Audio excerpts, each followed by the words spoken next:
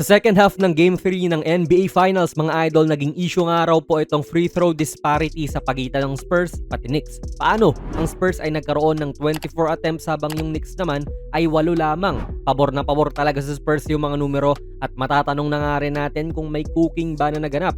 Kaya tignan natin ang iilan sa mga tawag para sa Spurs dito sa second half, mga idol. Ito po yung unang foul ng second half. Makikita natin si Brunson na magko-contest sa jumper ni Champagnie. At kung makikita natin yung mga paa nila, ayan, na landing spot naman din ni JB tong si Champagnie. Mukha naman pong hindi in-extend gaano ni Champagnie yung landing niya dyan at nagkataon lang din na nasa landing spot si JB gawa nung hindi rin siya nakatingin doon sa landingan. Nothing OA naman dito if you ask me, foul talaga at tama lang din na flagrant ito kasi yan naman talaga ang rule. Agree ba kayo? Now dito naman po sa second foul ng Knicks, kita nating umatake si Fox at humawak naman talaga si Hart dyan, though hindi kagad nakapag-react si referee sa contact po na ito ni Josh Hart. Nito pa lang siya nag-react nung mukhang sumasabit na po si Mikal Bridges sa layup ni Fox. Isipin mo, idol, na si Mikal po ang foul dito pero si Hart daw. And kung ako po yung tatanungin, mukhang ang nipis naman ng tawag na ito para sa isang NBA Finals game, pero foul is foul, no? May contact naman din talaga eh. So ewan. Dito naman, mukhang nagulangan ng rookie si JB. Paano? Nagawa na itong i-hook ang kanyang braso dyan kay Brunson. Pang-hard na nagalawan din yan, mga idol, at kahit na si Harper ang nag-initiate ng contact, madalas naman sa NBA ay foul talaga ang tawag dyan kasi technically ay sumabit siya. Wala rin namang reklamo si Brunson kasi alam niyang foul din ito. Then itong si Keldon Johnson, idol, talagang bungguan malala rin ang playstyle. Kapag alam niyang lamang siya, mamomosli at mamomosli talaga yan papasok. So takaw foul din talaga siya kapag nang babackdown ng kalaban, lalo pag mas maliit ito. Though makikita natin si Shamet kasi na nag-a-armbar dyan. In many cases, ayos lang din naman pong mang-armbar, mga idol, basta pang salag mo lang talaga yan sa contact.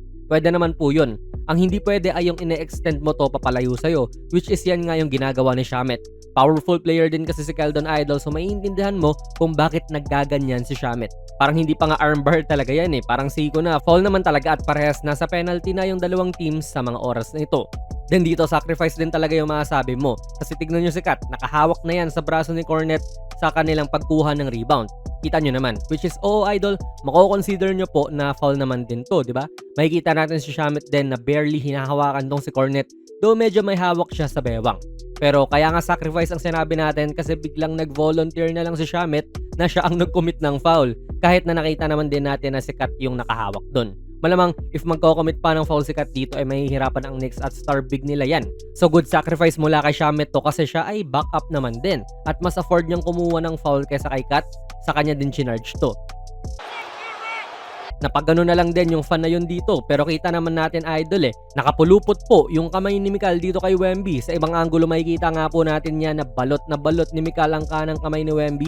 Hindi na po box out yan, idol, and I can say na this is also a foul na pwede naman ding maiwasan dahil dyan penalty na yung Knicks kahit 8 minutes pa ang nalalabi sa fourth quarter.